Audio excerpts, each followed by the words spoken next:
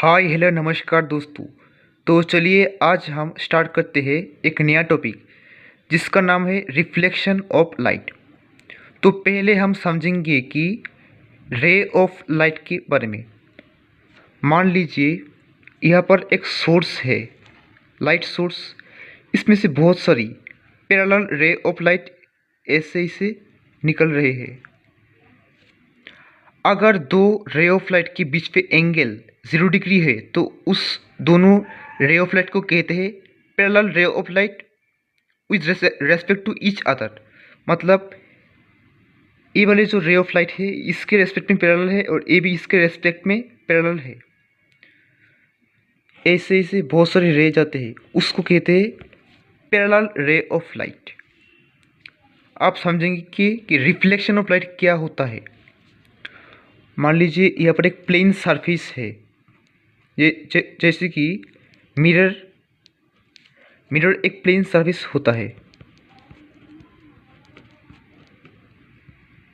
Mirror अगर किसी रे ऑफ लाइट किसी मीडियम पे आकर एक प्लेन सरफेस पे रिफ्लेक्ट होकर फिर से फर्स्ट मीडियम पे चला जाता है, उसको कहते हैं रिफ्लेक्शन ऑफ लाइट।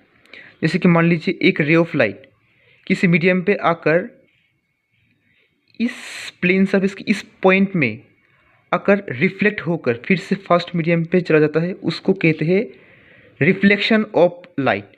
और इसको एक नॉर्मल ड्रॉ करते हैं with respect to plane surface, इसको कहते हैं इंसिडेंट रे और इसको कहते हैं रिफ्लेक्टेड रे।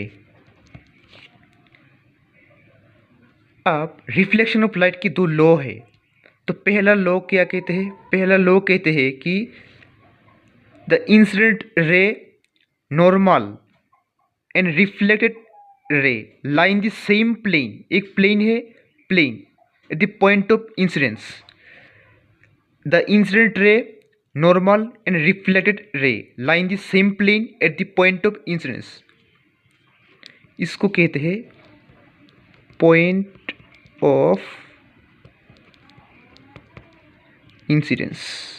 मतलब ये जो रे ऑफ लाइट इंसिडेंट रे और जो रिफ्लेक्टेड रे है और नॉर्मल एक पॉइंट पे है, मतलब इसको कहते हैं को इनिशियल पॉइंट।